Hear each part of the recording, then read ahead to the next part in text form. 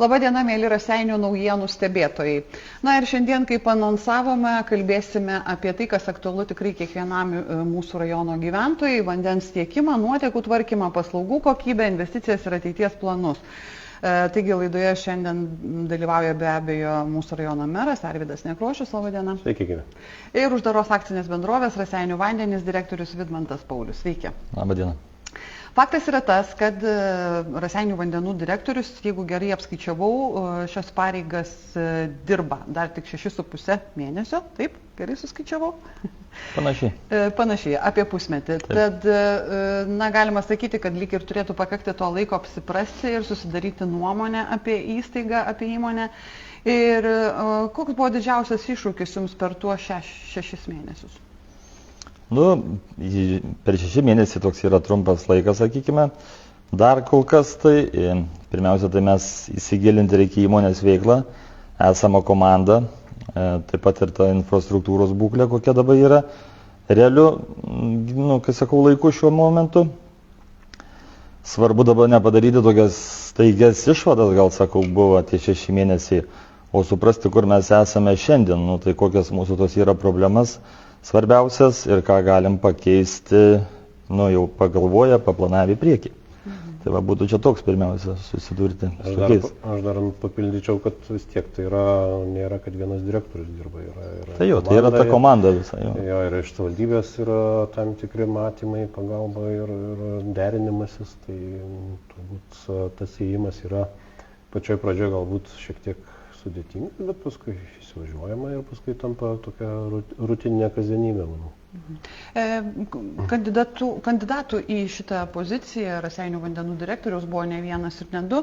Mere, kokius lūkesčius jūs kėlėt ir keliat dabartiniam vadovui?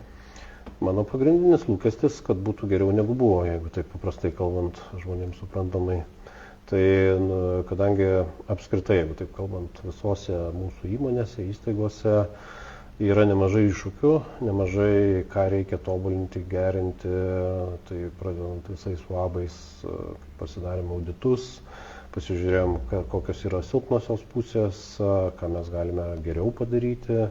Tai natūralu yra naujam vadovui einant pareigas, lūkestis yra, kad tobulinti esamą sistemą, tobulinti tai, kas nebuvo daroma, persižiūrėti tuos pačius planus, persižiūrėti, kiek yra realūs, persižiūrėti vandens kokybę, kas yra labai aktualu, nes gyventojai irgi dažnai akcentuoja, kad mums reikia ir kokybiškesnio vandens, geresnio vandens.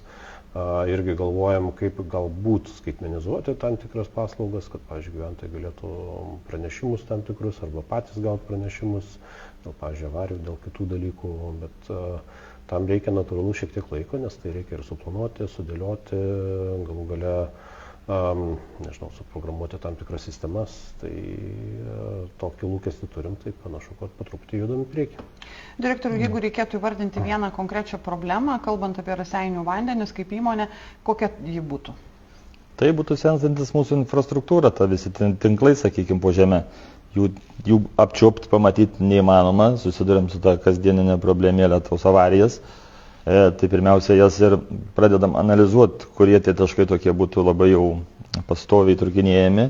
Tai tada galima bus daryti išvadas, kiek reikia investuoti pinigų, kažkokią atkarpą naują pastatyti, įrengti tuos tinklus. Tai čia tai liečia ir vandentiekį, liečia nuotekas, liečia spaudiminius nuotekų tinklus. Kiti iššūkiai yra mūsų įrenginiai, tai va, tie vandens gerimo įrenginiai, nuotekų siurblinės, nuotekų valyklas. Juos pastoviai jas prižiūrime, bet įranga irgi sensta, tai reikia irgi planuoti visas lėšas, ką reikės atnaujinti, ką rekonstruoti, ką remontuoti, tai va taip visas tas planavimas. Tai. Plus turime ir padaryti tą tinklų inventorizaciją.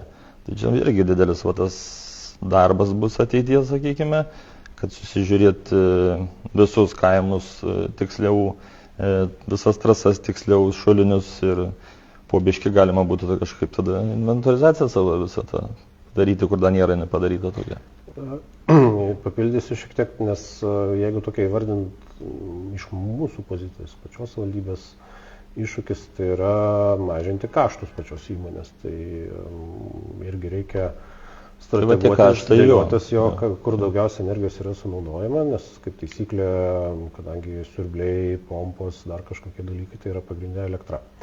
Tai iš savivaldybės pozicijos matymas yra, kad mes turime turėti planus, kaip mažinti kaštą elektros srityje. Elektros energijos. Jo, tai pirmiausia, turbūt saulės elektrinės, galbūt pagal galimybės kažkokios nutoliusios, galbūt vėjo jėgainės galėtų būti. Ir kad tie kaštai mažėtų. Tai pirmiausia, turbūt pačios įmonės viduje, ką galime pasidaryti, tai mažesnės galios ant kokios saulės elektrinės pasidaryti. Tačiau lygiai grečiai žiūrėti strategiškai, kur mums labiausiai reikia, kad vietoje galbūt efektyvesnius siurblius įsigyti, gal dar kažkokius. Bet tas visą laiką kainuoja, o pinigų, kaip žinia, visą laiką trūksta. Tai tas procesas šiek tiek užtrunka, bet bent jau strategiją, susidėliojimą, planą, tą darom. Ir nepaslaptis, kad vandentiekio tinklai realiai reikalauja pastovių didelių investicijų. Taip. Kiek yra savivaldybė pasirengusi investuoti į vandentvarką artimiausiais metais? Šiemet berods jau buvo 800 000, ar ne? Šiek tiek daugiau. Daugiau, ar ne? Ja, tai ir dar planuojame antrą tiek, vien dėl to, kad turime vieną iš didžiausių projektų pastarųjų metų, tai yra Nemakščių nuotekų ir vandens tinklai, kur, natūralu, reikia didelių investicijų, tai yra dideli kaštai, ten ES dalis lėšų yra naudojama, bet yra ir savivaldybės prisidėjimas. Tai natūralu, kad viena įmonė savarankiškai to negalėtų padaryti, nes jei tai būtų nepakeliama, tai natūralu, kad tai finansuoja savivaldybė pati. Tačiau žiūrint į šiuos metus ir į kitus metus, mes turime ir kitų numatę plėtrų, tai ir gyvenvietėse, ir toj pačioje Riogaloje tam tikrų planų turim.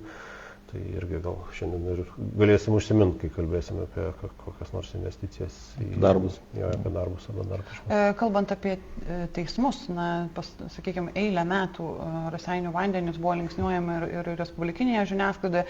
Šiandien dienai yra visi procesai pasibaigę, ar dar yra besitęsiančių? Ne, yra viskas pasibaigę. Tai dabar tik tai naujas teismą, eisime į naują teismą.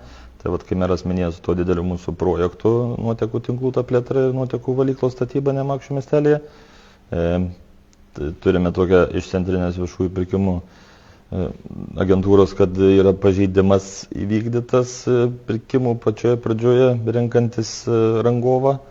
Tai ir bando dabar centrinė minusuoti ten procentą savo finansuojamosios jau dalies ES pinigų.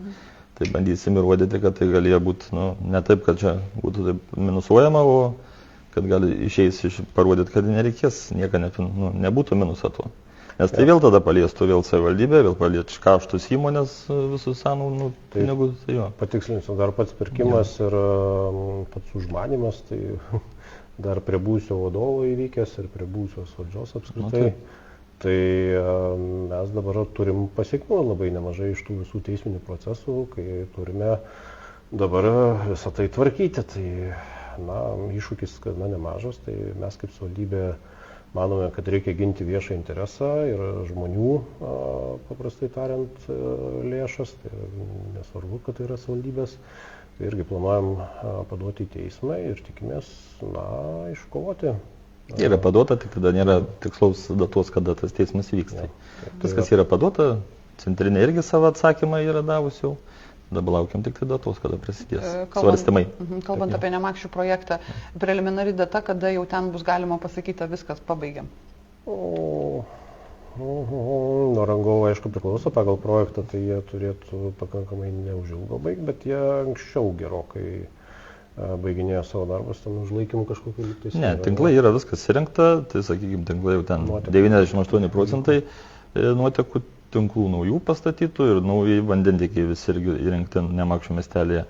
O valykla yra įpusėjus, tai jau įrenginiai žemėje sumontuoti, pastatas jau stovi, jau kai sako, pradėti renginėti, jau mechanizmų statys jau žada.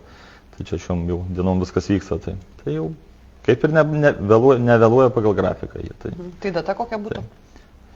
Jie palei sutartį turėtų pasibaigti, bijau pameluoti, lapkritį ir turėtų kažkaip. Šiaip projektas jis eina iki 27 sausio, jis yra pagal tą jau visą rangą nupirktą. Dokumentacijos atidavimai, visi pridavimai. O darbai turėtų būti iki lapkričio mėnesio. Tai kalbant apie sekančias investicijas, kurį kraštą pradžiuginsit rajoną? Ariogalą. Pirmumas Ariogalai, be abejo. Nes Ariogalai tikrai nemažai iš gyventojų gavom ir prašymų, ir matymų tam tikrų, tikrai reikia sutvarkyti, antras pagal dydį miestas, o neturi nei vandens, nei nuotekų kai kurios gatvės. Tai manome, tai nėra teisinga. Tai palieskim pagrindinę Vytautą. Jo, tai pradėsime. Ten yra kilometras 200, kur dar neturi nuotekų ir vandens, sakykime. Kilometras. Nemažas atstumas. Tai vandenys yra atlikę gyventojų apklausas, yra susidarę, kiek žmonių bus norinčių pasijungti ir po truputį įgyvendinsim šitus projektus. Virš 90% tikrai visi nori jungtis, praėjo mūsų kontrolės skyrius, pasėmėm prašymus, kurie tiksliai jau jungtus, tai noras yra, tai dabar tik tai tas finansavimas, vėl klausimas, nes iš ES nemanau, kad, tai yra, nemanau, nebus tų pinigų, nes nėra tokios programos, kad vandentikė būtų tokie tinklai statyba Ariogalui. Į nuotekas investuoja ES, o vandentikė reiks tada reiškia iš įmonės ir kiek savivaldybė dasidėtų. Kiek savivaldybė dasidėtų? Tai visą laiką yra priklausoma nuo kiek metrų reikės padaryti. Šiai akimirkai turime, vadinkim, nedidelę atkarpą, bet šiaip miestelį visai įmant. Tai miestelė mastu tai daugiau. Ten gerokai daugiau, tai turbūt tokio skaičiavimo, nes tiek reikia ir projektuojimo darbus padaryti ir visą kitą, ir samatas, ten ir koks gylis, ir kiek kas, ir visą kitą, tai manau, tą netrukus skaičius tos turėsim, galėsim apie tai diskutuoti, o šiai akimirkai, kaip sakau, pradėsim bent jau nuo Vytauto gatvės ir lygiai grečiai toliau darysim darbus. Prieš laidą dar mes perkalbėjom, kad Ariogaloje buvo pradėti šitie darbai. Kodėl jie buvo nutraukti, tada buvo daromi nemačiai? Tai buvo kitas, toksai, kaip čia sakyti, kitas kvartalas Ariogalos, kur neturėjo.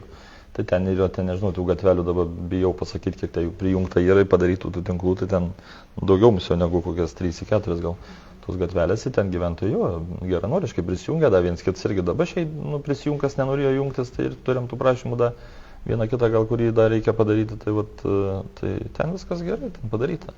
Bet centrinė gatvė likus tokia, sakau, atkarpa tokia vidury ir yra dar visur turim rajone tokių gabalėlių, kurių dar reikia daryti. Tai reikia irgi ateities planas, kad reikia kiekvieną įsivertinti, kiek reikės investicijų, kiek metrų pakloti, tada galim trauktis į savo strateginius planus ir numatyti tas datas tikslesnės, nes žmonės visą laiką klausia, kodėl neįvesta. Tai kaip gali įvesti, jeigu neturi dar tos tokios eiliškumą ir paskirtų pinigų sumos. Dar vienas dalykas, kas labai svarbu, ką dabar kokią praktiką darom, nes paprastai, kai žmonės renka parašus, pavyzdžiui, norim pasijungti, kad ten į vieną gatvę būtų atvesta nuotekos ar vanduo ir surenka parašus. Viskas gerai, bet būna taip, kad, tarkim, tokia iš senesnių laikų praktika, kad atveda vandenį ir nuotekas, bet pasijungia, pavyzdžiui, 2. Ir visi kiti tiesiog gražiai padėjo parašus, bet jie nesijungia, o natūralu, kad dėl 2 žmonių atvesti visą trasą, ten kokią pusę kilometro labai nemažai kainuoja. Tai paprastai galbūt buvo paprašiau, kad tie žmonės būtų lokaliai įsirengę nuotekų valymo įrenginį, o ne visą trasą tempti. Ir kur kainuotų labai daug. Tai paprastai mes norim, kad gyventojai sudarytų išankstinės sutartis, kad tikrai įsipareigoja, kad įsives. Ir tada matom realų norą, realų potencialą ir tada žiūrim į tą investiciją. Bet jeigu tiesiog parašai surenkami, tai dar nereiškia, kad jie bus pasijungę. Tai dėl to ir darom, kad ta kontrolės tarnyba praeina ir tada surenkam tuos tikruosius faktus. Nes yra gal namas yra stovi, bet žmonės užsienį nesijungs šią dieną, pasako, kad negrįžime po metų tų. Tai tada galima bus tas susidėliotos atkarpos planą, kiek ten bus tų tikrai norinčių tokių. Tai tą realų faktą gauti reikia. Kita tokia jautri tema - vandens ir nuotekų kainos. Artimiausių metų mūsų gyventojai ar turi tikėtis kažkokių pokyčių, nes brangsta absoliučiai viskas. Tai kadangi dabar jau nebesprendžia nei taryba, nei meras, nei pats direktorius, kokia ta kaina teoriškai galėtų būti, dabar visą kainą skaičiuoja Valstybinė energetikos reguliavimo tarnyba, kuri įvertinusi bendras tendencijas visoje Lietuvoje, kiek ten kūras pabrango, kiek energetika pabrango, kiek kiti dalykai brangsta, kiek darbo užmokestis pabrango. Jie turi skaičiuoklės, kur jie paprastai taip ir paskaičiuoja. Paprašo įmonės tam tikrų statistinių duomenų, kiek jie valdo turto, kiek jie turi kažkokių įsipareigojimų, kiek jie turi darbuotojų ir panašiai. Tai jie tą visą statistiką gavę, paskui paskaičiuoja tą kainą. Tai prognozuoti labai sudėtinga, nes per pastaruosius kelis metus kaina buvo padidėjusi, buvo netgi ir pamažėjusi. Tai kaip dabar bus tikėtina, kad padidės, nes darbo užmokestis minimalus padidėjo, kiti kaštai kuro dedamoji natūralu padidėjo, tai turbūt kažkoks didėjimas bus. Koks, turbūt sunku mums pasakyti, nes mes įvertinti to negalim. Supratau. Jo, tas svertas reguliuoja kiekviena įmonė, žiūri jų sąnaudas visas patiriamas, tai ir kiekviena įmonė nustato tas skirtingas kainas, kai sako, jos nėra visoje Lietuvoje vienodas dėl to. Tai aišku, prieš pereinant prie gyventojų klausimų, ačiū visiems beje rašiusiems, tokį labai paprastą buitišką klausimą turiu. Direktoriau, jūs pats iš čiaupo geriat vandenį? Taip, aš neturiu problemas. Dėl to, kad jis tikrai geras pas mūsų Raseinių mieste vanduo. Dieksime naują technologiją turim nusiskundimų. Tai eilę metų yra tokia praktika, kad žmonės, jeigu kokia avarija įvyksta, tas vanduo tampa rudas, išbėga iš krano, kai sako, tai skundžiasi visi, sakant, važiuojam, išplaunam. Vėl, toks yra didelis darbas įdedamas, bet tie tinklai yra pasenę. Tikrai iš mūsų vandens gręžinių, sakykime, išeina žaliasis vanduo, jis nueina į antrą pakelimą stotį, kur yra išvalomas iki atitinkamų higienos normos reikalavimų. Į miestą patikiamas geras vanduo, geros kokybės ir net ten nėra tikrai kažko tai bloga, kad negalėtumėm gerti. O tinklai biški sudaro tokį, nusidėvėjimas vyksta. Senelės ten kaupiasi geležies ir tas kalkės atsiranda, kai rašo komentaruose iš čiaupo virduliuose. Panašiai tai diegsim tokią chloro dioksido sistemą. Jinai šiemet bus įdiegta, jau bus paleista. Ir tas vanduo nei skonis, nei kvaps, nei jo būklė blogesnė tikrai nebus, nes tik tai bus geresnė. Jis naikina senelių susikaupusias ten bakterijas tokias, tas apnašas, kai sakoma, kur yra gal žmonės patiria ten visokių matos juodų tokių dalelių iš vamzdynų, kai slėgiai vyksta hidrauliniai, tai vis tiek jos kažkiek praeina per kraną, per skaitliuką. Tai tas dioksidas jas naikina ir nelieka tos blogosios dalies. Nes tai yra praktika, čia, kai sakau, jau ne pas mūsų bus pirmų, tai turi jau daug įsirengę yra ta tokia sistema. Turiu čia susirašęs, tarkim, kas čia turi įsirengti, tai galiu paminėti kelias įmonės Lietuvoje, kurios yra įrengiausias tą sistemėlę. Jo, tai yra Šilalės vandenis, Vilkaviškio vandenis, Radviliškio vanduo, Klaipėda, Velžio komunalinis ūkis, ten keletą. Tai ją naudoja, todėl kad vamzdynus reikia juos irgi prižiūrėti. Patikslinti irgi noriu gyventojams, kad suprastų, tai nėra tradicinis chloras. Ne, čia net netoks jau, nebus pakenkimo jokio. Mes ten, kur baseinus naudojam. Čia net ta sistema. Ne chloras, chloro oksidas, chloro dioksidas, kuris kitoks. Jo, dioksidas, kurio biški formulė kitokia ir jo veiklimo principas kitoks. Tai nebijotų, kad ten chloras vandenį. Bus informuota, kad jau kada paleidinėsim ją sistemą, nes esam užsakę tą įrangą, tai laukiam tiekėjų, kada jie atvažiuos, sumontuos, tai ne vieną čia sakau, mes čia pradininkai jau. Ja reikės seniau gal jau dėkti, net būtų geresnė kokybė dar. Visą laiką yra vietos tobulėti. Tobulėti galima, jo. Be abejo. Pereinam prie žiūrovų klausimų ir ponia Renė, klausimas ne į šitą temą, bet tikrai paskutiniu metu pastebėjau, kad socialiniai erdvėjai labai daug kas mini autobusų stoties aikštelę, ten, kur yra želdiniai, tie natūralūs ir nepjaunami. Taip pat rašo, kad fontanas veikia, bet vaizdelis tikrai reikalaujantis tvarkos. Atvykstantim į Raseinius iš karto parodoma, kad trūksta šeimininkų šiame taip matomame plote. Tiesiog priminkite, kas šeimininkas, lai susitvarko, nes gėda prieš pravažiuojančius keleivius, kurie tai mato.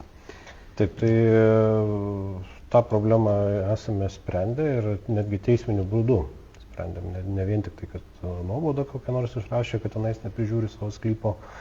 Tai jeigu taip paprastai dar iš toliau prieinant, tai orientaciniai pagal fontaną žiūrint į autobusų stoties pusę, kairiai pusėje yra savivaldybės sklypas, kur prie jų žiūri seniūnė, dešiniai pusėje, kur būsi senoji stotis ir ten visa infrastruktūra priklauso privačiam žmogui. Tai mes esam kreipęsi į teismą, kad jisai tvarkytųsi savo teritoriją, prižiūrėtų. Tai teismas yra paskyręs netgi 5 metus, kad jisai turi sustvarkyti visus ten asfalto likučius, panaikinti, betono likučius, užsėti gražiai pievą, ją pjauti, prižiūrėti ir taip toliau. Tai šiai akimirkai dėja jisai net nepradės jokių darbų, tai irgi apsunkina situaciją, nes teoriškai mes galime išrašyti maksimaliai, jeigu tai yra kartotinis pažeidimas, 140 eurų pagal įstatymus. Tai paprastai tokie žmonės sumoka tą baudą ir nesuko galvos. Mes kitokių įrankių jiem kažkaip kitaip priversti, kad jie tvarkytųsi neturim, tai teisiniu būdu, teisiniu būdu, kadangi teismas nusprendė, kad skirs protingą terminą 5 metus, tai per 5 metus jisai turi sutvarkyti visą teritoriją, užsėti paprastai tariant žolytę ir ją pjauti, prižiūrėti. Nusipirko žmogus sklypą ir dabar visiems mums su... Tai mes ten turim ir pastabų ir visą laiką kreipiamės, bet jisai, negaliu sakyti piktybiškai, bet tiesiog netvarko. Ponas Tomas yra net 3 klausimus atsiuntęs, labai konkretus ir taip, pirmas dėl tvarkos po žeme ir kiaurų vamzdžių. Rajono valdžios keičiasi, bet iki šiol didžiulė dalis raseinių nuotekų, vamzdžių ir kitų inžinerinių statinių yra neinventorizuotos ir neturi oficialaus šeimininko. Įmonės planuose rašoma, kad dėl kiaurų vamzdžių net 44% jūsų išvalomo vandens yra ne gyventojų nuotekos, o tiesiog lietaus ir gruntinis vanduo iš griovių. Pasakykite raseiniškiams tiesiai, kada tiksliai savivaldybė baigs šį procesą ir suskaičiuos savo turtą tiek po žeme, tiek ant žemės. Negalima efektyviai valdyti jokios įmonės, jei tu nežinai, kiek, kokio ir kokios būsenos turto valdai. Teoriškai tą turtą žino įmonė, tikrai žino, iš kur sąskaitos ateina ir kur tie tinklai eina. Čia turbūt gal biškai dramatizuojama, bet iš principo žiūrint yra iš senų laikų, nuo sovietmečio netgi daug visokiausių trasų tiesta, daug yra ir gyventojų kažkada, kai jie norėjo pasijungti, kažkur tiesiog pasijungdavo, paskui nuo tos atšakos dar kitas kaimynas pasijungdavo. Tai tų tinklų yra tikrai visokiausių ir visokių. Taip, po truputį tas inventorizavimo procesas vyksta, natūralu, kad tam reikia ir pinigų, nes natūralu reikia ir projektus paruošti, ir registrų centruose užregistruoti ir visą kitą. Tai negalima sakyti, kad jisai nevyksta, čia kaip bandoma sakyti, jisai po truputį vyksta, bet čia yra ir kita medalio pusė. Kad inventorizavus didelį kiekį tinklų, atsiranda amortizaciniai kaštai ir atsiranda verto skaičiuokliai dar kitos dedamosios, kurios išbrangina galiausiai gyventojų vandens kainą. Tai jeigu staiga visus suinventorizuotum, per dieną, tarkim, įvyktų kažkoks stebuklas, tai tikėtina, kad gyventojai galėtų labai ženkliai padidėti kainą.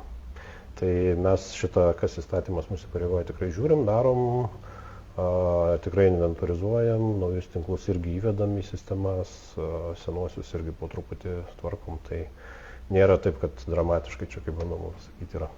Koks procentas galbūt yra žinomas direktoriau inventorizuotas? Inventorizacijos, nepasakysiu šią dieną, taip, kad nebūtų, kaip sakau, nesu taip pasiruošęs gal tos tokių tikslų klausimų čia tą iškėlėt. Jo, nes miestas tai yra miestas, inventorizacija tokia biškai aiškesnė, yra perduota viskas, sakykime, taip, miestas Ariogalas, ten dalis irgi atiduota kaimukose, tai va, kur buvo perduotas savivaldybės turtas, ar tai komunalinė buvo tais laikais, ten senais laikais jau, tai jau ten tik atiduota, tinklai, tada tokia data ir viskas. Ir ieškokite. Tuo metu pinigų, pastatė trasą, o ten projektą daryti dar kažką nieko nedaryti. Tai va, ieško mes irgi tų galimybių biškai ir sakom, savo komandą gal pastiprinti reikėtų tokią inžinierių ir nusipirkti tam tikrą įrangą ten GPS-ą, kur galima būtų, turim da senų darbuotojų, kurie tuos tinklus žina, vaikšta per tas žuolės, žina, kur ta trasa einanti, tai vat reiktų ją susinešti ir įmonė pasidarytų tokį, sakykime, didelį darbą jau kažkokią tai į inventorizacijos pusę jau paskui ateityje. Tai jo, nes pirmiausia reikia susirinkti duomenis visus tai, o juos reikia surinkti, tai reikia praeiti, viską turi praeiti. Per visas pievas, per visas jo, per viską. Kitas Tomo klausimas, dėl kosminių sąskaitų už elektrą didelė dalis to, ką gyventojai mato savo sąskaitose už vandenį, yra įmonės išlaidos brangiai elektrai siurblinėse. Žmonėms labai svarbu, kokie konkrečiai saulės elektrinių projektai įmonėje jau yra pradėti, kada jie bus baigti ir kada gyventojai savo sąskaitose realiai pajus, kad vanduo pagaliau pinga. Oho.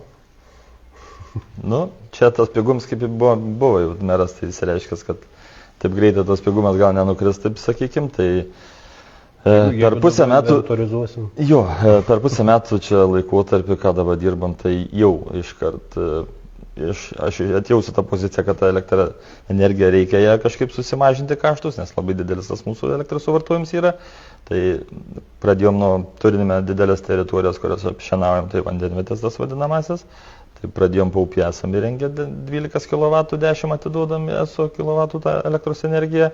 Šiandien pateikėm paraišką, kaip tik šiandien dar, nes tai pateikėm Požiečiuose, nes ten irgi galia mūsų didelė, tai galima 10 jau atgauti, kai sakoma, galėsim patiekti. Tai šiemet manyčiau, kad tų dviejų tikrai taip, kai sakau, atėjau, padaryti reikia. Tokią pradžią pasidarysiu, kitą metą jau aš jau vėl esu numatęs į kitas vandenvietės, ar net valyklų įstatysim, žiūrėsim, kaip gausim, kokias techninės sąlygas vis tiek yra gaunamas, nes kur gali gauti, reikia mokėti pinigus, kur būna, kad nereikia niekam mokėti ESO. Nu, čia ESO yra ESO. Šitoje vietoje irgi norėčiau paantrinti, kad pirmiausia, saulės elektrinės kaip pavyzdys čia buvo paminėtos, aišku, yra ir vėjo elektrinės, ir kitos galimybės.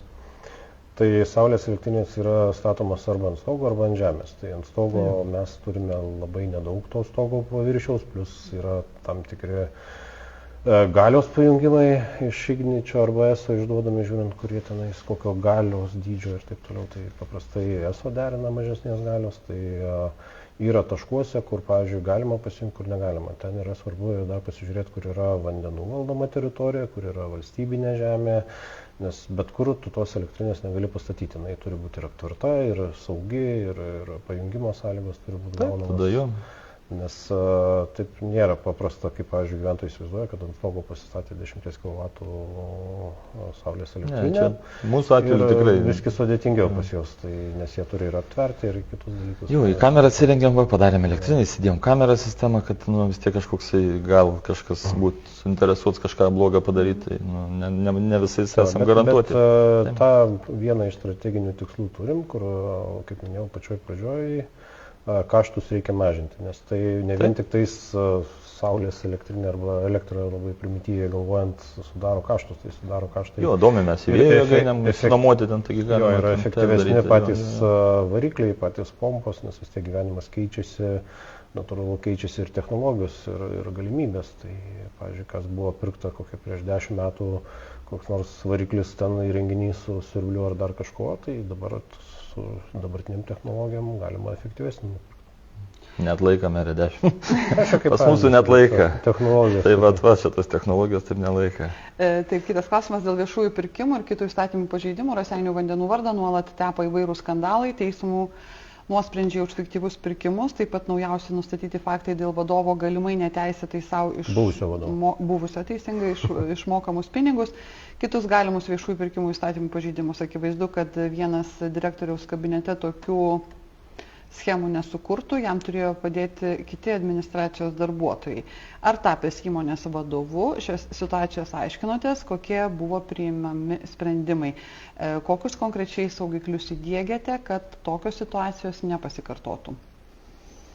Nu, kaip čia pasakyti, atėjęs į naują pareigas, tikrai neieškau kažkokių kaltų, kas te ką padarė panašiai. Tai svarbiausia dabar suprasti tą situaciją, spręs problemas, eiti į priekį. Tai administracija tai yra pagrindinė ta komanda, kuri turi viską galvoti. Tai daro mes tokius dabar kiekvieną savaitę, vieną rytą tokį susirinkimus gamybinius. Tai tų randam problemėlių, tų taškų degančiai su gyventojais, kažkokių būna tokių visokių skundų, visko žiūrėm, kaip tas problemas įspręsti visas. Taip pat ir įmonės visą darbą planuojam irgi, kas turėtų, irgi, kad turėtume mažinti sąnaudas visas. Tai va, šitas yra toks pagrindinis darbas. Specialistai yra neblogi, tikrai neblogi, negaliu sakyti, kad jie blogi, bet juos biški pastūmus į priekį, padėjus, patarus viską, jie pradėt irgi geriau dirbti ir, kai sako, labui įmonės pradės dirbti labiau, gal sakykime taip. Nes tai yra vis tiek, mes norim, kad reikia pirmiausia viską įsiaiškinti, va, kai sakau, susirinkti tikrą informaciją, kas šiuo momentu yra. Ir tada mes galėsim planuotis, darytis. Čia tas pusę metų laiko tarps, tai čia dar vandentvarkos sektoriui, tai metai dar yra per mažas, net taip įeiti. Aš irgi dar pabandysiu atsakyti šitą klausimą, tai kas kaltas, ar ne? Tai labai nesunku paskaičiuoti. Visi teisminiai procesai, visokie negandus ir visa kita buvo praeitoj arba už praeitoj kadencijai. Tai pirmais, antraisiais skaičiavus labai aišku, kas dėl to kaltas. Tai vienas dalykas. Antras dalykas, ką dėl to galima padaryti, tai be abejo mes kaip savivaldybė esame kreipęsi į įstaigas, visokias institucijas dėl galimų pažeidimų. Tai vat, ir naujausi tyrimai ir FTECO pripažinimai ten, pavyzdžiui, kai buvo pažeidimai fiksuoti šiurkštus. Nors FTECas labai retai fiksuoja šiurkščius pažeidimus, bet vat, šį kartą fiksavo, tai vat, įrodymas, kad savivaldybė irgi žiūri viešą interesą. Kitas klausimas. Jau daugelį metų vasaromis negyvenu bute ir nenaudoju vandens, tačiau vis tiek skaičiuojama pardavimo kaina, nors pusmetį man nieko neparduoda. Tai galima matyti pagal vandens skaitiklio parodymus. Kai kreipiausi į įmonę, man aiškina, kad tuo atveju reikia išmontuoti skaitiklį, o vėliau jį sumontuoti ir tai kainuos. Kodėl, kai nenaudoji elektros energijos, viskas paprasta. Pranešė, kad laikinai nenaudos ir joks mokestis neskaičiuojamas. Tai kaip yra su vandeniu, čia ponia Regina klausia.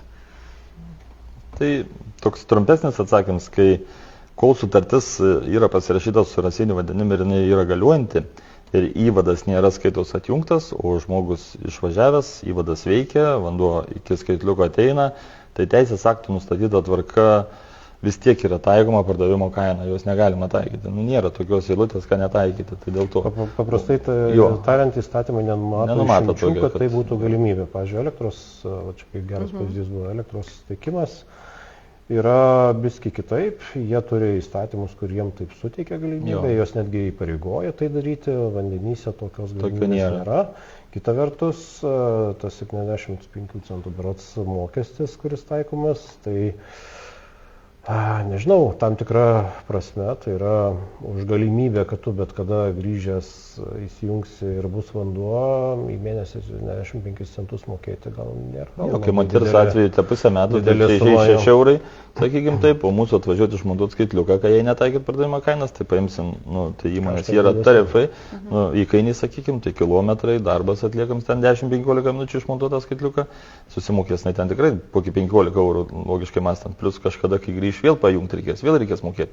Tai kur tas 30 eurų sumokėtum, kur tu sumokė 6. Tai ar čia, kiekvienas, aišku, skaičiuojam kiekvienas tą eurą, bet čia tokia yra teisės tvarka, tokia negalim jos kitaip taikyti. Einam prie žolės pjovimo, gyventojams rūpi, ponia Genovaitė klausia apie plotus prie tvenkinio, kaip matau, jūs aiškinot socialinėje erdvėje merė.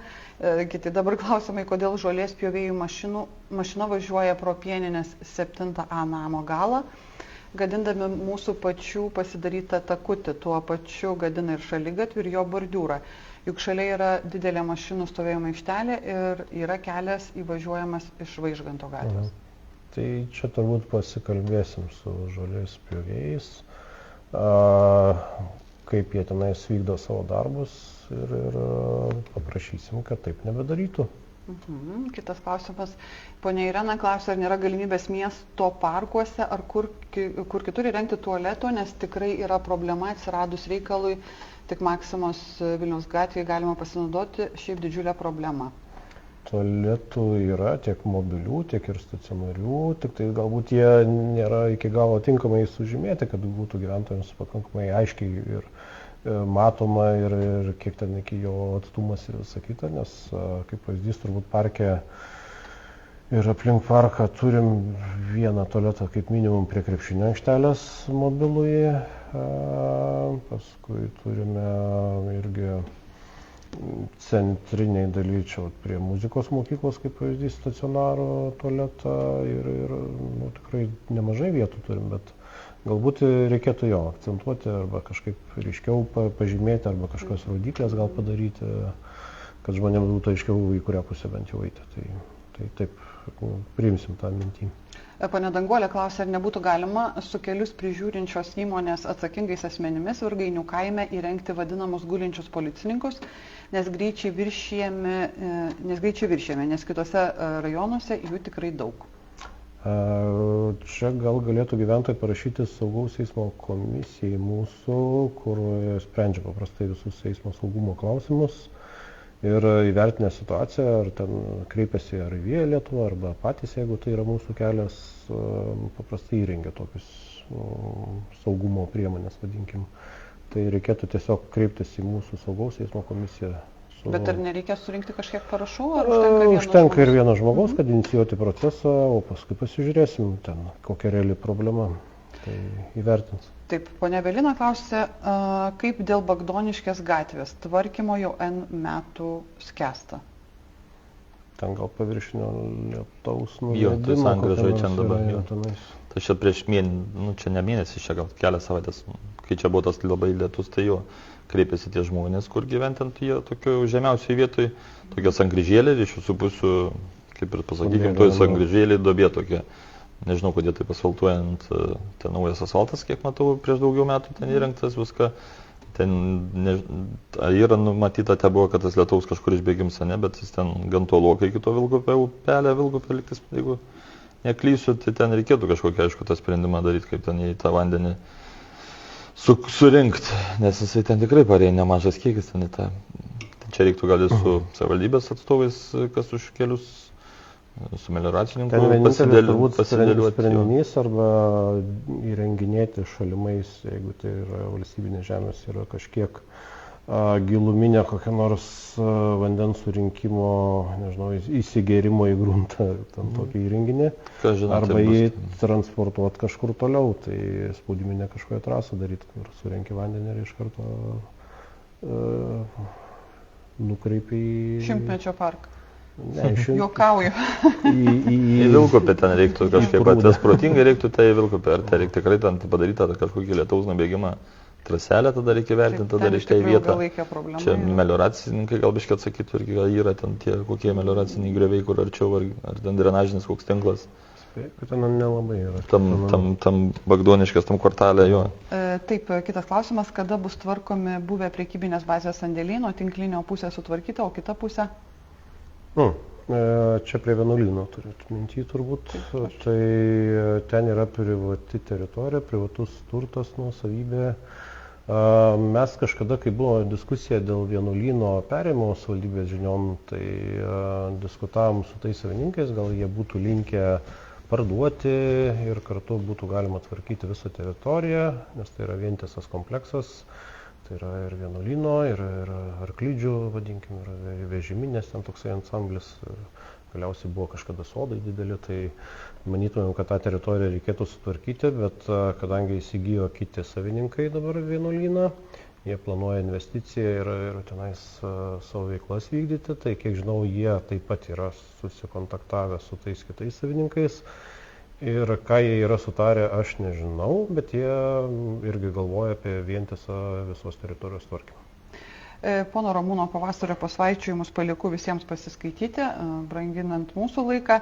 Ir ponas Nauris Survila, tradicinis klausimas. Verėdova. Kada Purienų gatvėje Verėdovos kaimo gyventojams nušvis vanduo ir nuotekos? Direktoriau. Nuotekų tai tikrai ten kol kas Verėdovos kaimelį nėra, o vandens tai kaip ir minėjom, tikrai tą aš irgi skaičiau, yra, man atrodo, atsiųst rašė šioj savaitėj, tai kontrolės skyrius kitą savaitę pasiplanuos dieną irgi praeisim per gyventojus ir įvertinsim tą tikrąją kiekį tų norinčių, tai bus aiškesnė tada situacija. Ar tik tai vienas žmogus nori, ar nori tikrai visi? Nes aš tos informacijos tikrai neturiu, tai kiek ten tikrai tų norinčių. Ten, jeigu ta vienas raštas yra parašytas, kad tas gatvelė tą norinti, tai gatvelė. Bet reikia praeiti patikrinti, susitikrinsim. Tada duodam atsakymą irgi savivaldybei, kad tiek norinčių, tokia atkarpa, tiek kainuotų, jau preliminariai suma kokia būtų. Ten didžiausias iššūkis yra prasimušti pro Lietuvos kelią, nes čia kelias bus suderinimai. Bus reikės derintis. Derinti yra iššūkis. Laikas tikrai bus sunkesnis negu paprastai kažkokioje gatvelėje jau miesto teritorijoje ir kažkur padaryti tą tinklą. Kitas klausimas, jau šiandien žiūrinti žiūrovai uždavinėja, ar žadate kažkiek atnaujinti vandenų autoparką, nes visa sena pastoviai gendanti? Jo. Amžius tikrai turiu šiai dienai susirinkęs, šioj savaitę surinkau amžių, kiek tas mūsų parkų. Tai lengvasias mašinas ten vidurkis 2010 metai, ekskavatoriai iki, man atrodo, 10 metų, jeigu net seniau da. Tai vieną kitą mašinėlę nepirkom, vieną nupirkom šiemet, aš atėjęs nupirkau vieną autobusėlį, nes vienas jau buvo tikrai tragiškas, reikia atnaujinti kontrolierių mašinas, tai yra 2 būtų, 2 vienetus reikia, galvoju labai stipriai apie ekskavatorius irgi būklės, nes jie tikrai daug metų įpasenę ir panašiai, ir taip pat, kur nuotekas ištraukinėja hidrodinaminės mašinas. Tai šitos irgi vienos, tai esam įdėję į planą, jau buvo prieš mane įdėti strateginį planą, kad finansavimą skirti tai vienai mašinai, bet susidūriau su tokia situacija, kad pradėjau galvoti vienos mašinos įsigijimą, tai būtų privačių biologinių nuotekų valymo įrenginių tokia aptarnavimą tikslesnį atlikti. Nes irgi turėjau keletą skambučių su gyventojais, kad jie norėtų, kad mes kokybiškiau ir ne tai, kad kokybiškiau, mes ištraukėm, išplaunam, viskas gerai. Taip, kaina atitiktų kokybę. Jo, kad atitiktų kainą kokybę, bet kad žmogus gautų ir aktą, kuris yra, kad jo įrenginys pilnai veikiantis, viską, tai esu iškvietęs irgi iš Lietuvos įmonės, kuri tiekia biologinius valymus, technologą, tai jisai turėtų pasirodyti čia mūsų rugpjūčio vidury, gal sakykime, apmokinsim darbuotojus biški stipriau, bus apmokymai te keletą dienų, kad jie biški peržiūrėtų ir elektrinės dalis, ir ten siurblių dalis, ir rapučių dalis. Reikia, kai išsivalai, viską pažiūrėti, ar viskas tinkamai veikia, ir tada pripilsime bakterijų ir vandens. Paleidžiam įrenginius. Nes, kaip pavyzdys, savivaldybė kiekvienais metais praktiškai po 60 kažkur jau kompensuoja. Kompensavimas yra didelis, matom taip jo. Nuotekų valymo įrenginių, tai matome, kad tų įrenginių vis daugėja ir daugėja, tai matome prasmingą, kad būtų užtikrinti ir aplinkosauginius reikalavimus, ir kad tai būtų tinkama paslauga, nes dabar paprastai tariant atvažiuoja, išsiurbia ir palieka. Tai mūsų noras, kad būtų ir išsiurbta, ir bakterijų užveista, ir kita. Jo, ir jinai tokia būtų kompaktiška mašina, kuri aptarnautų, ten sakau, tai vat. Tai aišku, gyventojams teks palaukti, užsiregistruos, sakėm, kad registruosim bent savaitę, užsiregistruoti ir sekančią savaitę vieną dieną važiuoti jau daryti, nes nėra taip labai masiškai norinčių, kad ten kažką tvarkyti.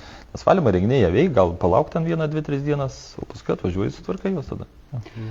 Viena žiūrovė jūs vertina kaip jauną, protingą, reikia tikėtis, kad bus viskas gerai, sėkmės jums atsakingame darbe.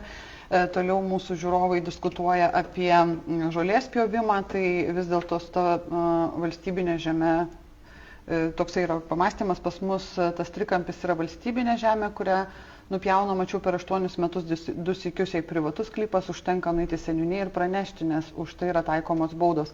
Ar dažnai, merė, galbūt jūs žinote, yra seniūnai imasi tokios iniciatyvos vis dėlto kaip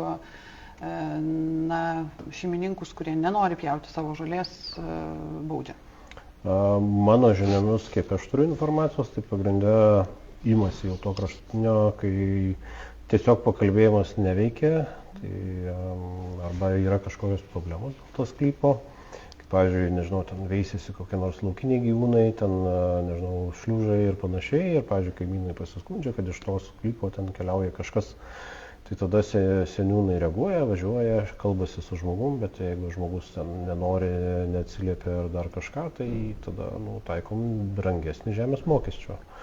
Arba kažkokias dar kitas baudas. Bet šiaip mano pozicija ir kad to nereikėtų piktnaudžiauti, nes tai nėra tikslas nubausti žmogaus. Pirmiausia, turėtų būti, kad žmogus tvarkytųsi, nes, pavyzdžiui, mes irgi kaip savivaldybė esame ir tos pačios seniūnijos labai dėkingi žmonėms, kurie padeda tvarkyti aplinkinius ne vien tik tai savo sklypus, bet nupjauna ten, pavyzdžiui, pakelia ir valstybinį sklypą, nes ten kokį metrą arba 2.